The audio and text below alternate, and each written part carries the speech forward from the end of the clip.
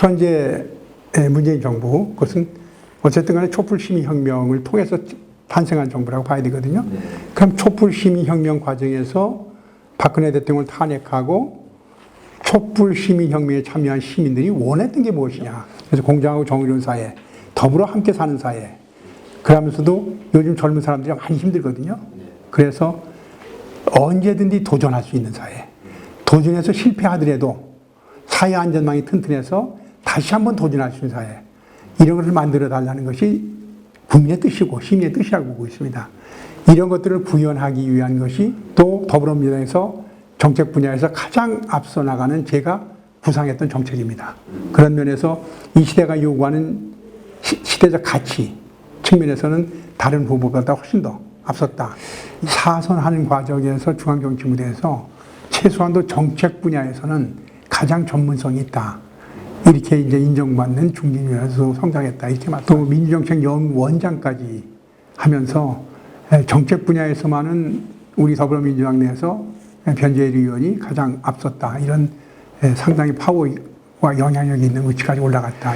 또 이번에 지방선거를 하면서 제가 도당위원장으로서 지방선거를 총괄 지휘했지 않습니까? 그러면서 이제 우리 당의 이시종 지사님하고 우리 당의 한범덕 시장님을 당선시켰는데 그렇게 되다 보니까 중앙정치무대에서 사선의 과정에서 키워준 저의 힘하고 이시종 지사님하고 한범덕 시장님하고 3자가 아주 유기적인 협력관계, 소위 말해서 케미가 잘 맞는 상태이기 때문에 그렇게 한다면은 무엇이든지 할 수 있겠구나 해서 큼직큼직한 공약을 던질 수 있는 그런 상태가 돼 있어서 현재 가지고 있는 이런 좋은 유기적인 관계, 또 중앙에서 성장한 나의 힘, 이것을 위해서 충북지역, 청주시, 특히 청구 지역을 획기적으로 발전시켰다. 그렇지만은 여러 가지 공약을 만들고 공약을 이행하거나 내가 그 지역구로 있는 지역의 발전 계획을 만들 때는 지방자치단체장과 지방의회가 더불어민주당이 많이 신주했다. 이런 것들이 큰 힘이 됐습니다. 저도 물론 국회의원 하면서 청주시장이나 또 청군수가 나하고 다른 당 소속일 때는 지역개발 사업이라 할지라도 중앙에서 지원을 받은 것이라 할지라도 현장에서 실시하는데 조금 어려움을 겪기도 한 그런 경험이 있기 때문에 현재 같은 구도, 우리 지방자치단체장들이 지방의회 의원들이 많다는 것이 아마 이번 선거에도 크게 도움이 될 수 있다 이렇게 생각하고 있습니다. 또 더불어민주당에서 정책 분야에서 가장 앞서 나가는 제가 구상했던 정책입니다. 그런 면에서 이 시대가 요구하는 시대적 가치 측면에서는 다른 후보보다 훨씬 더 앞섰다. 두 번째는 전문성이죠. 아무래도 충청북도가 재정이 때 상당히 낮습니다. 중앙정부에 의존해서 발전 전략을 펼 수밖에 없는데 그다음 중앙정부에서 많은 지원을 받아올 사람이 누구냐. 정치권에 들어오기 전에 중앙부처에서 한 30여 년간 공직생활을 했죠. 국무총리실. 물론 마지막에는 정통부 차관이 나왔습니다만 그래도 중앙정부의 인맥이 단단하고 또 중앙정부가 어떤 메커니즘에 따라서 움직인다는 걸 뻔히 알고 있기 때문에 중앙정부의 지원을 받기는 가장 유리한 위치에 있다. 정책적 전문성이라는 면하고 그 정책을 구현하기 위해서 어느 부처에서 어떤 지원을 받을 것인가 이런 전문성 분야에서는 제가 누구보다도 자신 있다. 세 번째는 이제 일을 성사시킨 추진력인데 국회에서 행정부에 영향을 미치는 거가 그럴 때는 중진 의원이 가지고 있는 힘 이런 것들이 큰 역할을 하기 때문에 그런 세 가지 측면에서 저는 이번에 상대하고 있는 후보랑도 뭐 그렇지만은 충청권에 나와 있는 충북에 나와 있는 다른 어느 후보보다도 그 세 가지 측면에서 자신 있다. 총선은 항상 중간평가적 선거를 가게 됩니다. 그렇기 때문에 대통령 선거의 가운데다가 물론 4년제와 5년제 임기 문제 때문에 항상 가운데 있는 건 아니지만은 중간 위치에 둔다. 그래서 거기서 중간평가를 한다. 30대, 소위 40% 이하로 떨어졌을 때는 정권 심판론이 어느 정도 작동합니다. 그런데 현재처럼 대통령의 지지도가 50%를 상회하고 있지 않습니까? 이런 경우는 절대 정권 심판론이 작동 못해요. 대통령이 국민들이 잘하고 계시다는데 어떻게 야당에서 그걸 정권 심판론이 아니라 대통령이 잘하고 계신데 독선에 빠지지 않도록 해야 되는 것이 아니냐, 민주주의 국가에서. 최소한도 견제할 수 있는 힘을 달라. 이런 경우에 나타나는 전략이 견제론입니다. 심판론이 아니라. 그래서 지금 심판론으로 들고 나왔단 말이죠. 그래서 국민들 입장에서는 국정운영 지지도가 50% 넘고 더불어민주당의 지지도가 미래통합당보다 상당히 높은 전국 평균은 상태에 있는데 이런 상태에서 심판하겠다? 그렇게 하면 쟤들 뭐 잘못 생각하고 있는 거 아니야? 이러면서 야당 심판론이다. 그렇죠. 쟤들 뭐 잘못하고 있는 거 아니야? 그 대통령이 잘하고 계신데 그걸 끌어내리려고 아주 뭐 별수단을 다 하는구만. 이런 여론이 생기기 시작하면서 야당 심판론이 나와서 미래통합당이 채택하고 전략 잘못됐다. 이렇게 저는 보고 있죠. 제가 이런 말씀을 할 수 있는 것은 민주정책연구원장 2년 했지 않습니까? 네. 민주정책연구원장이라는 것은 당에다 들어오는 국고보조금 있지 않습니까? 네. 그 국고보조금의 30%를 집행하는 기관입니다. 그렇게 30% 집행하는 과정에서 대한민국의 최고 정치 전략가, 평론가, 정책 전문가 이 사람들하고 일주일에도 한두 번씩 계속 토론하고 회의를 하면서 전략을 수립하고 국가에 나갈 방향을 정하고 또 방향을 다 정하기 위해 구현하기 위해서 어떠한 구체적인 정책을 펴야 되는가 이런 것을 연구하는 자리이기 때문에 그 2년간의 경험에서 보면 이번에 미래통합당이 채택한 선거 전략은 잘못됐다. 그래서 대인관계 접촉이 상당히 자제되고 있고 또 며칠 전에 국무총리께서 2주간은 좀 진짜 자제해달라. 왜냐하면 대학을 더 이상 연기시킬 수 없다. 이런 요청도 해서 거의 대민 접촉을 할 수 없는 상태이기 때문에 이번에는 뭐 온라인, SNS 그 중심으로 할 수밖에 없다. 저는 이것이 아주 어떻게 보면 절호의 기회라고 봅니다. 제 사무실에 오는 사람이나 저 아는 사람한테도 SNS를 통해서, 페이스북을 통해서, 유튜브를 통해서, 카카오를 통해서 어떤 방식으로 소통할 수 있다. 또 어떤 방식으로 내가 제공한 정보를 지인들한테 알릴 수 있다. 이런 걸 많이 같이 교육하면서 참여하고 있거든요. 그렇다면 그분들한테 가끔가다 그런 소리 합니다. 여기서 한번 해보시면은 나중에 아이들하고 손자들하고도 이걸 할 수 있다. 그렇다면 젊은 세대들하고 전부 소외되지 않는 사람이 될 수 있다. 그래서 오히려 이런 경험을 지금 한 40, 50대 그분들께서 함으로 인해서 새롭게 변화되는 온라인 세상 거기에 빨리 적응할 수 있는 그런 기회도 될 것이 아니냐 그런 얘기까지 하면서 온라인 선거운동에 집중하고 있습니다. 출퇴근 차량한테 대한 피켓 들고 인사하는 거 그런 거 하는 경우에도 나는 어디 있을 테니까 임동혁 후보는 어디가 서 있으라 이런 식으로 좀 전략적으로 협력도 하고 아무래도 임동혁 후보도 이 지역에서 이 지역 출신인데다가 오랫동안 사회복지 활동을 했지 않습니까? 그래서 지역에서 폭넓은 인지도를 가지고 있고 또 많은 지지도도 가지고 있기 때문에 지금까지만 한다면 좋은 결과가 나오죠. 그래서 신도시 개발 계획은 동탄에서 청조항까지 오는 철도를 건설을 합니다. 한 현재 추계는 한 2조 5천억 정도 드는 걸로 돼 있고 속도는 한 250km 그래서 시간은 청조항에서 동탄까지 한 34분이면 가는 거다. 그렇게 된다면 이제 청주가 이 북청주 지역은 수도권하고 붙은 겁니다. 청주 북부 지역의 수도권 하나 이런 개념이라서 그걸 먼저 추진하는데 청조항 인근을 갖다가 이시종 시작해서 에어로폴리스라는 산업단지를 개발하고 있죠.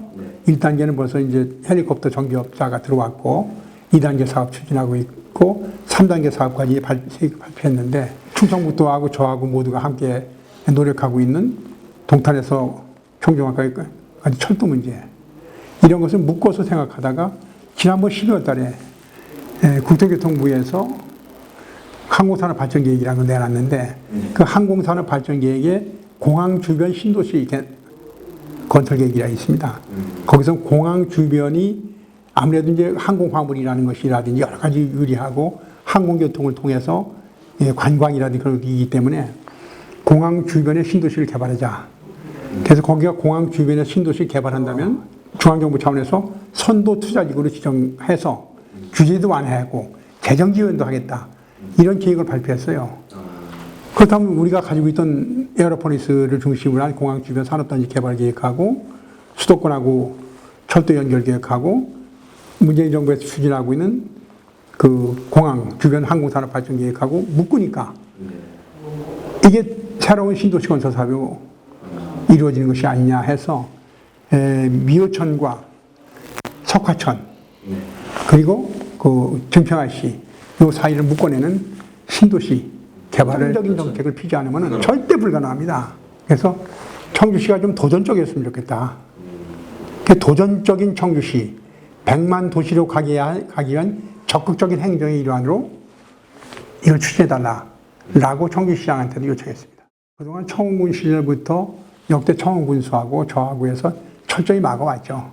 여러 가지 방식에서 막아왔는데 청주하고 통합된 이후에 아마 과학산업단지 남촌리에 있는 매립장과 건설 예정에도 소각장을 갖다 포기하면은 다른 지역에 매립장과 소각장을 건설할 수도 있도록 도와주겠다. 이런 식에서 업체하고 협약을 맺었죠. 업무협약서죠. 그래서 그건 아주 잘했다고 봅니다. 여기서 매립장 때문에 그동안 엄청나게 주민들이 고생하셨는데 추가적으로 소각장까지 건설된다면은 이것은 뭐 오장 주민들한테는 진짜 아이들이 어느 지역보다 많은 지역에서 너무나 그 아픔이기 때문에 다른 지역으로 옮겨가는 것은 이승훈 시장께 너무 잘했죠. 그런데 다만 한 가지 아쉬운 점이 그 당시에 협약을 체결하면서 사항에서 협약의 이행 과정은 비밀로 한다. 또 협약의 이행 과정에서 취득한 정보는 제3자한테 제공할 수 없다. 이런 비밀 조항을 넣어놨어요. 그래서 제 생각에는 이것이 있을 수가 없죠. 왜냐하면 공개행정의 원칙인데 그 비밀 유지 조항 때문에 주민들께서 오창 과학산업단지에서 매립장과 소각장이 떠난다는 건 알았는데 어디로 가는지는 몰랐죠. 그렇지. 만약에 그 당시에 비밀 유지 조항이 없어서 이승훈 시장께서 이게 후기지로 보내면 어떻겠습니까? 주민한테 얘기했다면은 주민들이 남촌리에서 떠나는 것만 해도 고맙다. 좋다 했더나 아니면은 남촌에서 떠나는 것이 고맙고인데 이왕 가려면 좀 더 멀리 갔으면 좋겠다.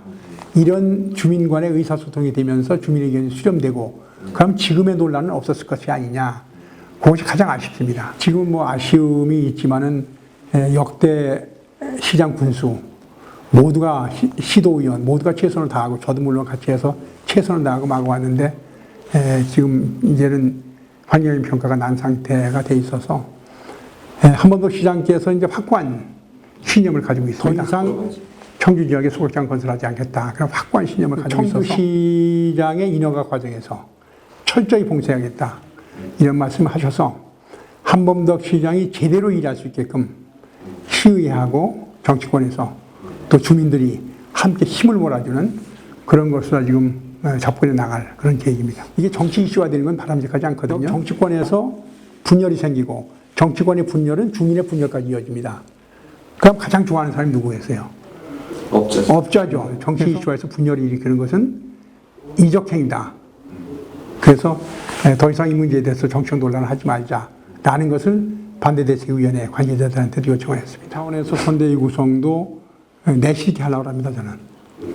지금 대민 접촉이 불가능하고 그 스피커를 틀고서 여기저기 소리 지르고 다니는 거 그것도 현실적으로 어려울 것 같지 않은 생각이 들지 않습니까? 그렇게 하면 내모드 선거인다는 게 뭐냐.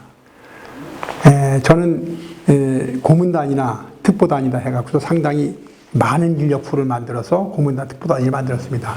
그렇지만 그분들을 통해서 내실있게 지역 주민의 의견을 듣고 그들의 의견을 반영한 공약을 만들고 그렇게 내실있게 가는 방향으로 나가자. 행정중심 복합도시를 건설한 원래 목적에 충실하자. 복합균형 발전을 위한 것이 아니냐. 그래서 행정중심 복합도시를 중심으로 해서 대전, 충남, 충북이 신수도권 시대를 열어가자. 지금의 수도권만 보고서 수도권 규제 완화만 의존할 것이 아니라 세종시를 중심으로 한 충청권의 신수도권 시대를 열어서 여기를 첨단 산업화하고 기업들이 오기 좋은 자리를 만들어 놓는다면은 수도권에 비해서 기업 환경이 나쁠 이유가 하나도 없다 이거죠. 더군다나 청주공항도 연접해 있기 때문에 청주공항도 저 미주 노선이나 유럽 노선까지 띄워서 좀 활성화하고 또 아까 말씀드린 그 동탄에서 오는 철도 있지 않습니까? 조기에 완공해서 수도권 남부 사람들도 청주공항을 이용할 수 있게끔 그렇게 하면은 신수도권 시대를 세종시를 중심으로 충청권에서 다시 만들어 나갈 때 그것이 새로운 국가 발전의 방향이 되고 우리 충청북도하고 청주시가 신수도권 시의 중심지로 등장할 수 있는 그런 계기라고 보거든요. 행정중심 복도합도시 건설한 그 전략과 취지에 맞게끔 새로운 전략을 가지고 접근하자. 그래서 제가 도당위원장이 된 다음에 세종시당위원장, 충남도당위원장, 대전시당위원장, 충북도당위원장 4자 연석회를 만들었습니다. 세종시민을 중심한 충정권 시대를 다시 진짜 만들어 나가자 이렇게 노력하고 있습니다. 아직까지 계속 회의를 하고 있고 거기에는 시도지사도 다 참석합니다. 왜 국회의원들이 돈 안 따지면 일 못하잖아요. 청주 시민 여러분, 청구민 여러분, 시민 여러분께서 키워주신 덕분에 저는 중앙정치무대에서 역량 있는 힘 있는 정치인으로 성장하였습니다. 여러분들께서 키워준 힘, 지역 발전을 위해서 확실하게 헌신하도록 하겠습니다.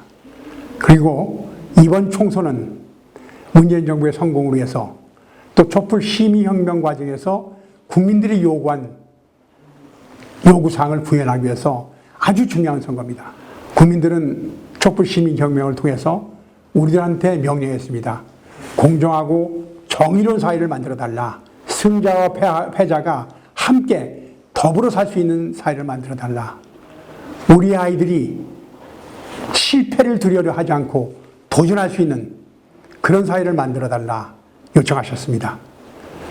이번 총선을 통해서 힘을 몰아주시면 국민들이 요구한 사항, 우리 지역 주민들에 대해서 요구하는 사항 확실히 실현시켜 나가도록 하겠습니다.